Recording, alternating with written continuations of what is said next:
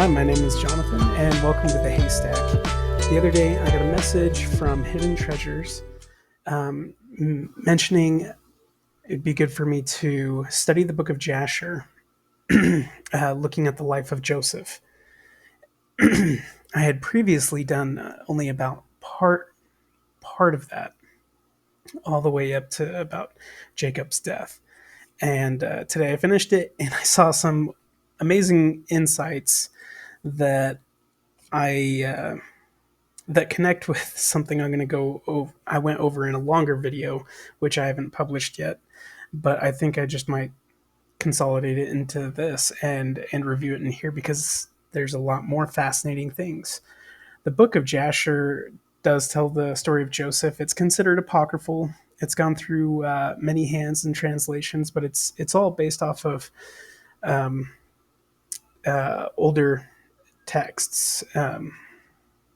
But today it's considered apocryphal. The person who translated it into English, there was a lot of criticism about him.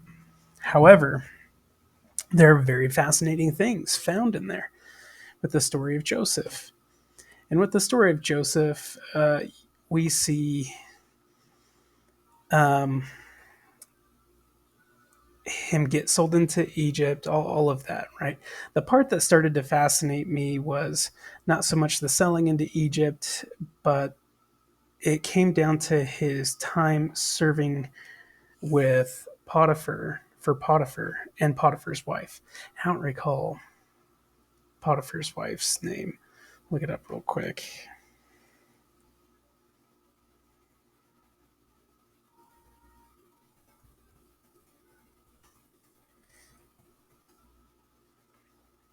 Zelica.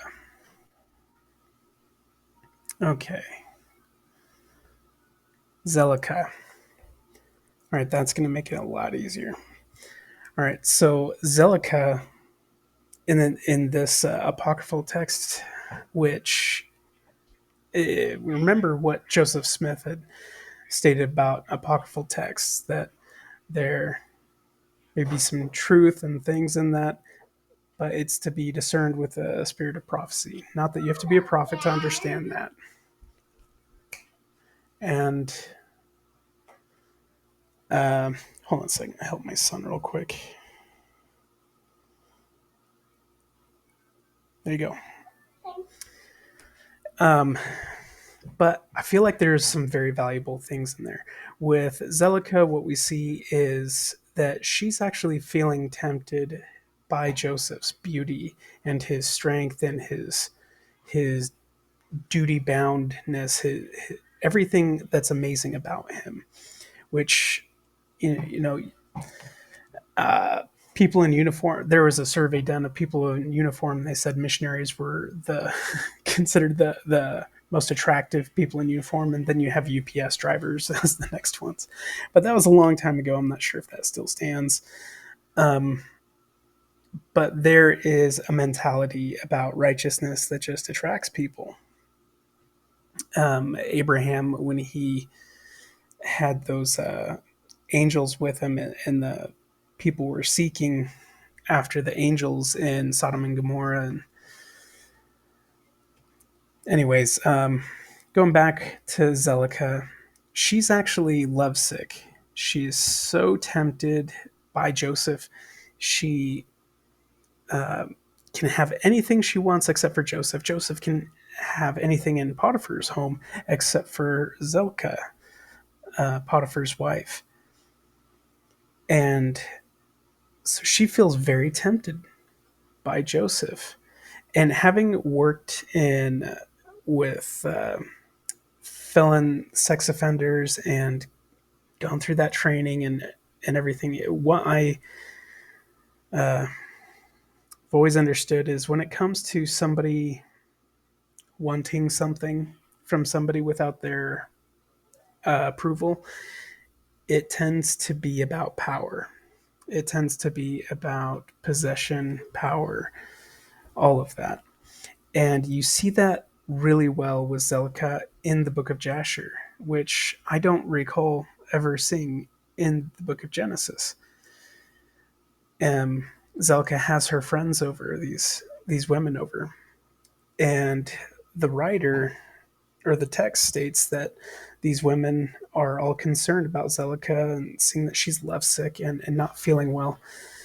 And Zelika reveals to them that it's because she desires Joseph but can't have him. And they say, well, no, just go ahead and take him. Whatever's yours, right? But then they see Joseph come into the room and he's just minding his own business. He's not paying them any attention, probably makes him more desirable to them. And he's just doing his job. And they see him, and all of them simultaneously cut their hands. Now, the text suggests that this is an accident. They were distracted by his beauty. What I think is funny is because when this is later investigated by Potiphar and his go get a bowl, bud. Sorry, kids. Potiphar and his the priest go to investigate this. They never question Zelka's friends, who she reveals her intentions to. And I think it's significant that they all coincidentally cut their hands as if it's some type of blood oath. However, it doesn't mention any kind of blood oath, only that this is kept a secret. They're not interviewed. But the priests do investigate it, and they see the way that his tunic is torn and come to the consensus that this was not Joseph's doing. It was more likely Zelika's doing. Now, historically, somebody of a lower status coming on a higher status person, that warrants death. Right? It's insulting. It's all of those things. It's a violation of law for them. But it's determined that he's innocent, so they go ahead and imprison him to save face and try and protect what little reputation they have. Now, the text also includes that Zelika continues to visit Joseph throughout his imprisonment and is continually ignored. And so I find that fascinating. The next part that's fascinating is Joseph meeting with the baker and the cupbearer and interpreting their dreams. And we know the story where Joseph ends up saying, the baker, yeah, you're gonna die, and you're gonna be found guilty. But the cupbearer, he's gonna be found innocent, and tells the cupbearer, "Hey, will you remember to share my gifts? Tell the Pharaoh of this." So he's in the Pharaoh's household because he was under Potiphar's rule, who was the guard of Pharaoh, the captain of Pharaoh's guard. And so where is this geographically? No, not there. Let's see. Memphis. So they are in Memphis. I must have took it off.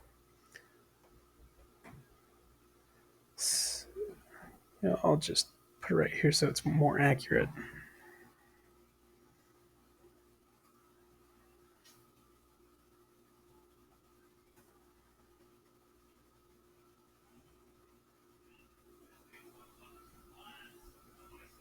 All right. So Memphis is the capital. Gosh, I had a really good map. I accidentally deleted it. So here, this is actually good too. So here you have Heliopolis. This is where the Temple of On is. This is where Asenath's father, Potipharah, is. In the 12th dynasty Egypt, we had a movement of the capital being moved from Thebes over to Memphis. And Memphis ends up being a capital for the time being, especially during the reign of Sesostris III, or Senusret, whichever name you want to use, the Greco version or the Egyptian version. And so here's the capital. Here is Heliopolis, the temple of Amun, or Amun Ra. It's the sun god. And that's ever changing. That's a whole conversation itself. And then up here you have Goshen, where Joseph's family ends up coming. And Tanis ends up becoming Pyramses, and Avaris, which is primarily where Joseph's family would have been, particularly Jacob and Joseph's sons would have been here. And there's explanation for. Oh man. Oh man. There is.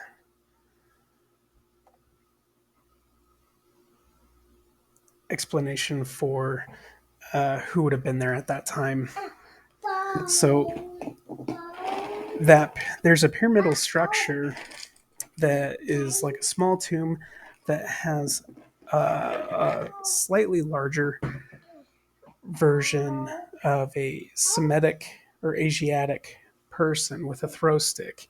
And people have thought, oh, this must be Joseph's tomb. However, it's more likely that it's actually Jacob's memorial tomb because it was in the area of his home. Not quite a palace because there's no throne, but still it was a very large style home, and there's 11 tombs and then a 12th one with a pyramidal structure, and no body found in it. And so this also helps us explain where Joseph is actually buried. But we're going to go back to the book of Jasher because there's so much interesting stuff right there. So he interprets the dream for Pharaoh. Pharaoh finally finds out about Joseph. Okay, so Joseph comes in. This is the wrong decade or wrong generation.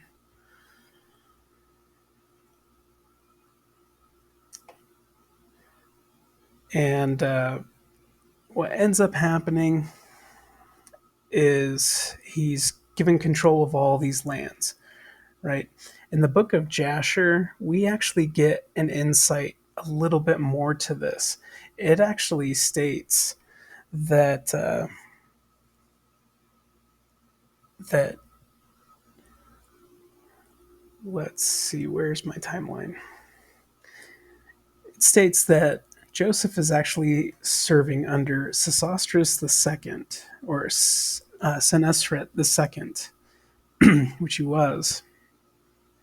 But then at the time of Sesostris' death, this is at the beginning of the 7-year famine, his son, Sesostris III, actually comes in and reigns for, Wikipedia says 39 years. The book of Jasher says 40 years. That in the 32nd year of the Israelites in Egypt, Pharaoh dies and his son Magron rules in his stead. Magron under the care of Joseph.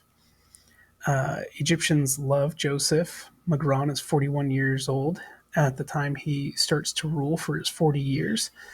But Magron basically ruled as a let's see.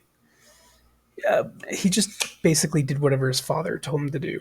But his father still placed Joseph over him. And then when Magron comes in play to actually rule, the people love Joseph and they prefer him to rule. And so I find that very fascinating. It actually lines up with Senusret III's 40-year reign. We do get Amenemhat III. He rules for, what is it, 46 years. And his throne name is Nemarte, Magron, I don't know. But it may actually be speaking about either one of these two who reigned for long periods of time. What we do know is that Sosostris III is the one who favored Joseph so much. It was the one before him who started with Joseph, but spent most of his time with Senusret. And after that, so these pharaohs actually remember who Joseph is. In the book of Jasher, something that was very interesting, it says that at Jacob's death, what they ended up doing is, let's see, Jacob dies in 1895. So Jacob doesn't want to be buried in Egypt or a foreign land. He wants to go back home. He wants to be buried in that land which they purchased. And so the book of Jasher describes this very well. And they go all the way back up to Israel or Palestine, and they go to bury him. Except, and at this time, Pharaoh actually calls all of his guards, all the noblemen, all the people who knew Jacob, because Jacob is well beloved because of what their son Joseph did for them, and to go and honor him. And so Pharaoh gives Joseph his guards, his a battalion to go with him, and they carry his body all the way up, and then they run into Esau.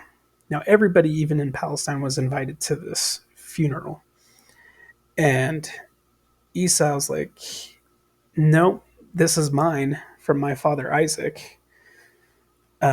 And Joseph has this dispute with Esau, saying, "Well, didn't my father purchase this, and weren't there witnesses, and wasn't there a receipt for this and writing?" And Esau's like, "Nope." And Joseph says, "Well, we have it in Egypt." And Esau says, "Well, go get it, and we'll honor whatever it says."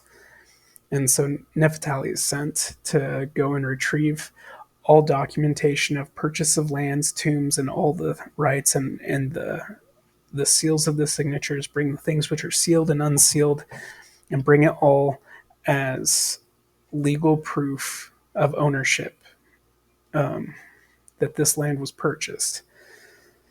And Esau doesn't like this, and so a fight breaks out, and they clash, and heads roll. Literally, Esau's head gets chopped off. Again, this is the book of Jasher. Esau's head gets chopped off, and what this actually starts is a huge thing of the sons of Esau making alliances with others around the region, and then them having this small dispute until Joseph actually wins, and they bury Jacob, and then they return.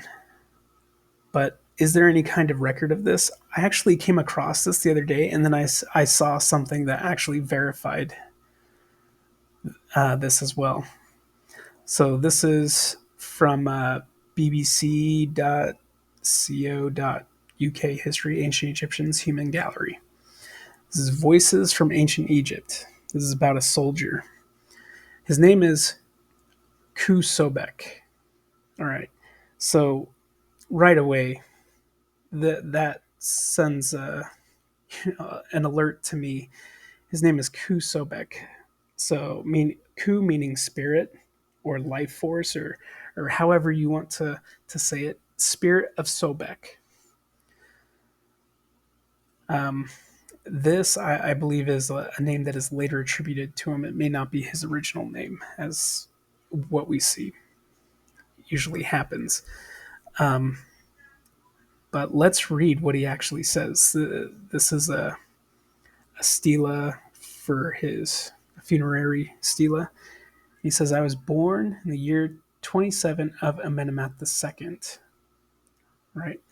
Amenemhat II, that's right here. Year 27, that would be 1902 BC. All right. When the majesty of Senusret, again, this is Senusret, that's their family name is Senusret, and then they take on those other names, and depending on what culture you're reading it from, all the same person though. He ascended to the throne. His majesty caused me to undertake weapons training in his presence together with 6 men of the palace. I cut a figure in his presence, and his majesty appointed me as retainer of the ruler. I was given 60 men. The king proceeded upstream to overthrow the barbarians of Nubia, and I hit the Nubian in front of my townsfolk. I returned forth north in the company of 6 others of the palace, and he appointed me inspector of retainers. I was given 100 men as a reward. His majesty proceeded north to overthrow the Bedouin of Canaan, later called Palestine. His majesty reached a land called Shechem, or Sekmem, which we believe to be Shechem. He lost no time in returning to the palace, and Sekmem fell together with the vial of Levant. With the vial Levant. I was guarding the rear of the army. The soldiers of the army joined the battle with the Asiatics. Now, if you remember, Asiatics are considered anyone really from out here, the Western Asiatics. So all of right here. And where he's talking about Bedouin, he's talking about specifically Canaanite people, tent dwellers. People who kind of just live out here. Let's get back to the story. I hit the Asiatic. I caused his weapon to be taken by 2 privates. Without ceasing from the fight, bless my eyes, I never turned my back to the Asiatic. As Senusret lives for me, I have spoken the truth, and he gave me a throw stick of electrum. That's like a green gold. It's a type of metal, I guess. Into my very hand, and the dagger and sheath worked in gold together in its handle. And that's funny because you actually see a lot of these people buried with these items. You see it up in Avaris, up in Goshen. Egyptians are typically buried more on their back, whereas your Asiatics are buried more on their side. And you could always tell who's a tribal leader or who is basically a soldier here. So I read that and I thought, wow, would that really have taken place during the time of Joseph? And Joseph being known by the name of Sobekemhat. I think it's funny because the book of Jasher actually brings this together, showing that connecting archaeological evidence with things that we've been connecting chronologically, and it actually shows, the disputes happening up and down the area, and why he would be called after the name of Sobek, which is what Joseph was called, and why he was up there, why he was in Canaan. And it's not because they're fighting Israelites. They're actually fighting against the sons of Esau, possibly, and all of the other people which the sons of Esau had combined with. And I found that very fascinating that it brought that in together. Now the thing is the Book of Jasher actually lists where Joseph is buried, and it says that he is buried by what's it called, Sahor. Sahor means typically the an Egyptian river or a river before Egypt. So the river before Egypt. Many have associated it to be somewhere up here, and that's where Joseph's bones were buried. But that doesn't make too much sense when they actually own a tomb up here for Jacob and they can actually go and bury him up here. Not only that, but they actually have a tomb for him over here in Dahshur, or at the pyramid of Senusret. So I was wondering, what does our church thing say about Sihor? And this actually goes through a long thing, but it simplifies it. Say Sihor is the Nile waters of Egypt, much like how we would say the Euphrates or Sidon River. That Sihor is used in a very symbolic way after this, but typically it's we first hear about it in the book of Jasher, and then we see it later in Isaiah and Joshua, Jeremiah, and it's in reference to the Nile, actually.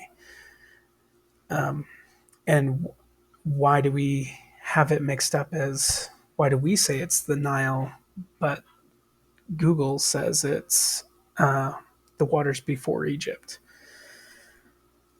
Well, I would suppose that they're probably translating waters before Egypt. This is my speculation.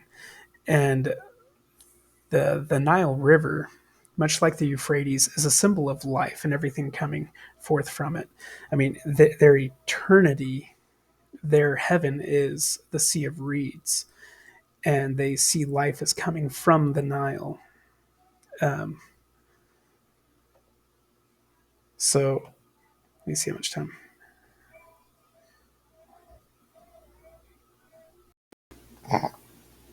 All right, so one proposal was that the rivers, let's see, Sihor would be right out here, but it doesn't make sense to bury him all the way out there when they could take him all the way, or when he may already have a tomb set aside for him here. And then Moses and his people having to retrieve the bones would have to come all the way out here to retrieve the bones. Now, if they were retrieving his bones from here, and here, Sobekemhat, his bones were taken in antiquity, so sometime anciently. And usually, sometimes they're state-sanctioned things of removing items and pyramids and riches and things like that. But usually they leave the mummy, but they take the riches. However, there's no receipt for that, and they actually do put receipts in some of the timer. Sorry if you could hear that. I'm feeding my baby boy. But so it doesn't make sense for it to be all the way down here, or all the way up there. But Moses and the people coming down from Pyramses, or in other words,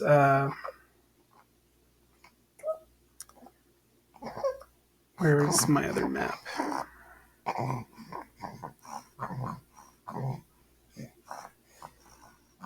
To come up here from Goshen or Avaris, it makes more sense that when they're coming down, that they actually pick up Joseph's bones somewhere down here, like in Dahshur, near Saqqara, Memphis, and then that would cause them to have to cross the Red Sea. It's because they would have to come down south to pick up his bones, and so it can't be in the tomb up here, and it can't be over here. But if it's speaking of the Nile, then that puts us right out where the pyramid of Senusret is, where a burial tomb for Sobekemhat, aka Joseph, was actually prepared and given, and where no body was found. So that actually makes good sense of why they would even have to cross. They all left together because, let me show you where the capital was. So if you have Memphis down here in antiquity during the time of Joseph, and then you have Heliopolis.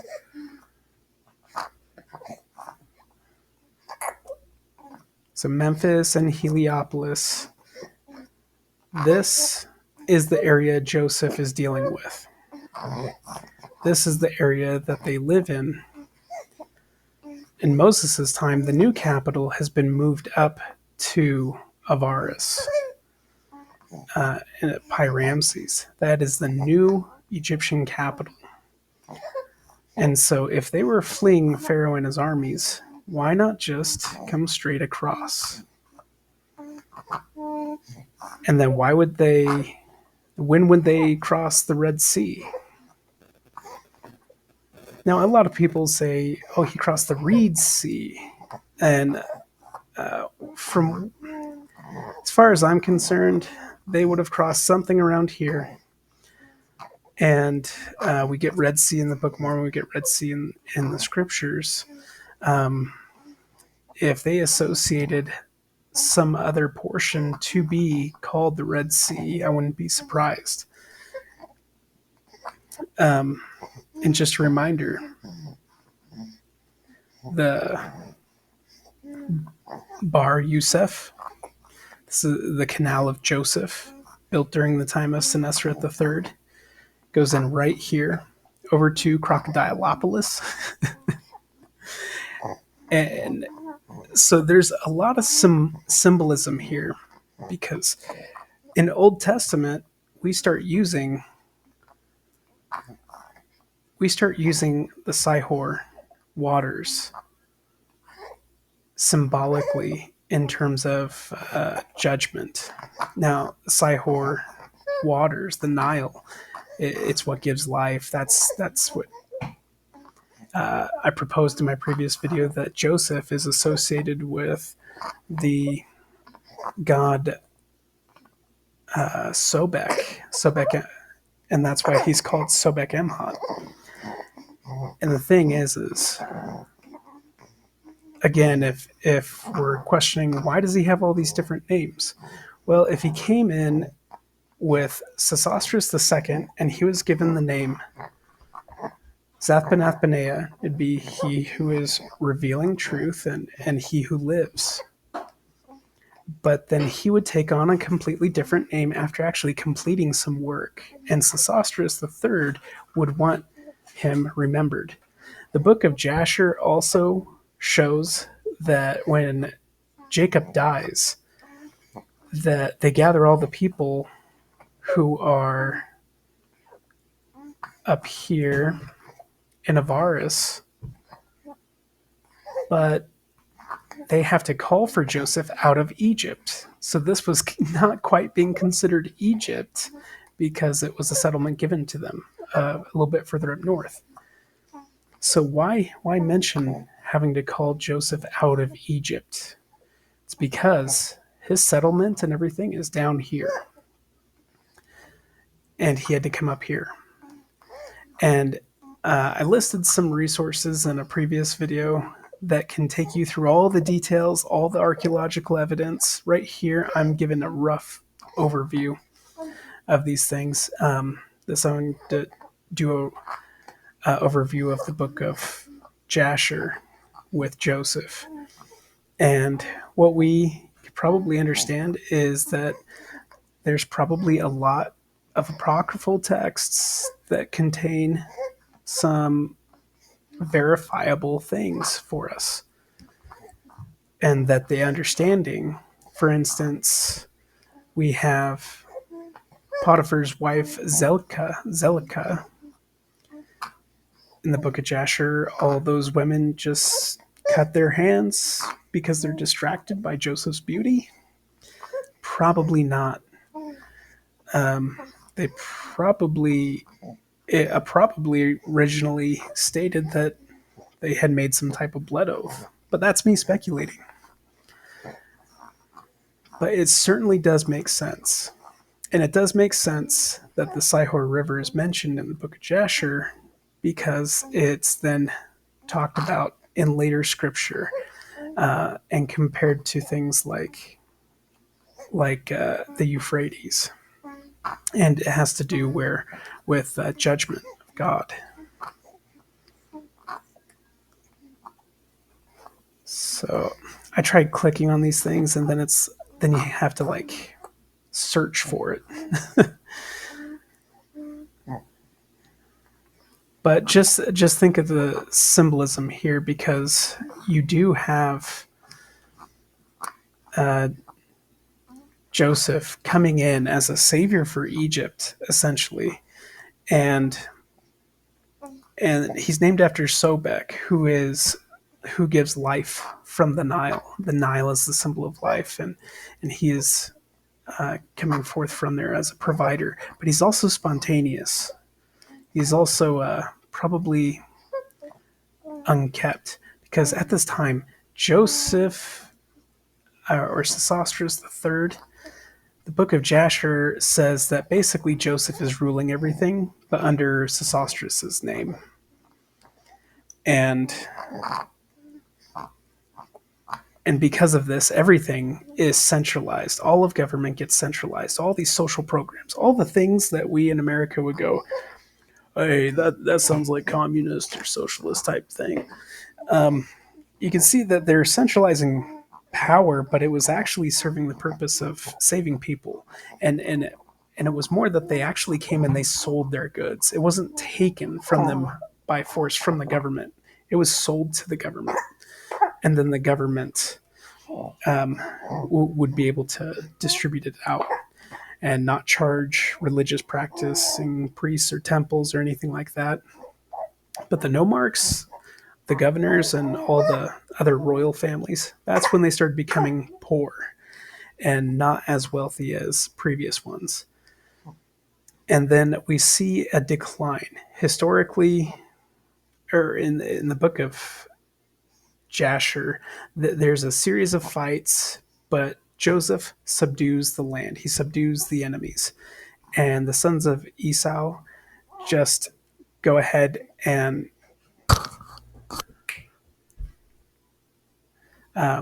they go ahead and say, we give up. We're not going to go to war against them.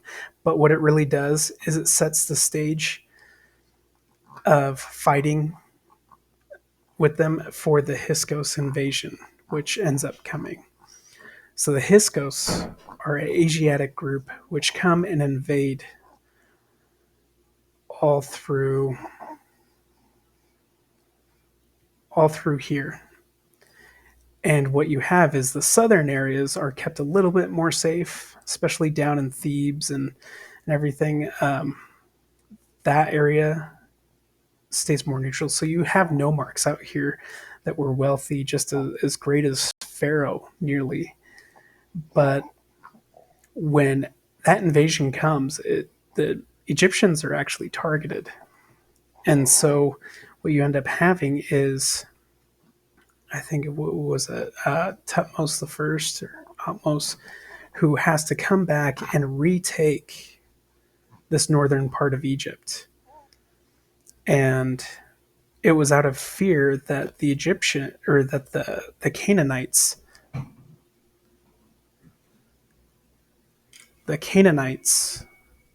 no thanks bud, go on, sorry, my kids, would end up becoming friends and allies to the enemies of the Egyptians, which were the Hyksos. But this Pharaoh, he grew up down here. He didn't know Joseph's influence, which was had up here and down here.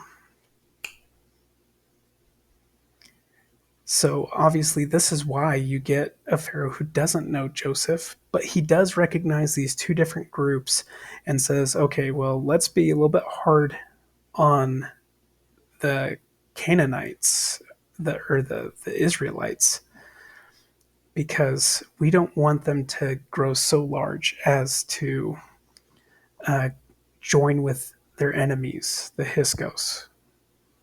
And they already know the power of the the Israelites, how the Israelites had conquered and basically subdued all the enemies of Egypt. But at the same time, there is a time of isolation up here. Um, so I hope that makes sense. I hope that is some good insight with the Book of Jasher. Um, I know I say this nearly every time, but my attention got divided. I thought all my kids were got them all on their own activities, and finally got a break to do this. And my being a parent, like mothers, mothers deserve everything in the world because I don't know how they function throughout the day and keep their head wrapped around 1,000 things at once. Because my executive cognitive functions are just destroyed since I've been home with kids. And so it's definitely helps me think a lot more about the Savior, or our Father in heaven, and how he constantly reminds us and tells us and does things for us, but it goes unheeded or unrecognized. And I'm like, oh my gosh, being a parent is the perfect way to learn the character of God. And I am not doing a very good job of it. It may sound okay on these videos, but for some reason, my kids act great when they're shown on the videos. They're really not that. I mean, they're really nice, but I mean, usually they're a lot more rambunctious. So, um, definitely a lot to learn from. The reason I find this very amazing is just how it then we can now see it being applied into other Old Testament. And I'm going to get into this other Old Testament of why they're using Sihor River in their symbolism and in their speech here. And hopefully, I'll be able to go over that in another video. And so, understanding the chronology, the history, things here, it makes it far more real. I mean, I have a testimony of all these things as is, but then breaking down the names, the meanings, everything, understanding what a cupbearer actually is to Pharaoh. A cupbearer is the most trusted advisor of a king. In my family genealogy, we had a cupbearer who served a king of Scotland. He also served as now descendants went on to serve as the protector of the realm of Scotland, or the shield of Scotland, or constable of the realm of Scotland, or sheriff of these lands, and all those things, and fought with Robert the Bruce for the freedom of Scotland, or Scotland's independence from England. And so I didn't realize that a cupbearer was actually a trusted advisorial position. It's who you trust not to betray you. And so the fact that the cupbearer was in prison in general is shocking, but not shocking to see him found innocent. But I always wondered, why did it take him so long to actually mention these things and to Pharaoh? And it's probably because those hour priests, those priests who interpret the stars and dreams and days and calendar days and everything, they just were not cutting it. But Joseph, he's not a believer in those things, so he's not going to be made a priest. He's going to be a wise nomarch. He'll be given a wife because these royal statuses that you get from these female priests and or these priestly families, especially in Heliopolis, where Asenath's father was, this is it's a status of royalty. It actually gives Joseph the authority to be a king in Egypt if he wanted to. However, he continued to serve and advise and took reign of things, but they put they put the other pharaoh on the forefront of it. So, and that's according to the book of Jasher. But we could see that this is a time of enlightenment in Egypt. This is the peak of their reign, and it's right when they forget about him, is right when they fall again into apostasy or dark ages. And that's a pattern that we just continue to see in Egypt through their first, second, third intermediate periods of darkness. And you see this with Abraham, Jacob, or Joseph, and Moses. It's after these periods they fall into these fallen areas. Anyways, let me know what your questions are. I feel like this would be more beneficial in a back and forth interview style rather than me trying to remember everything while I have kids trying to talk to me and getting into junk. So, I hope this was enjoyable. Please like, share, subscribe. Tell me what your thoughts are, because there's a lot of stuff here that I did not go over that I wish I could. All right, thanks. Bye.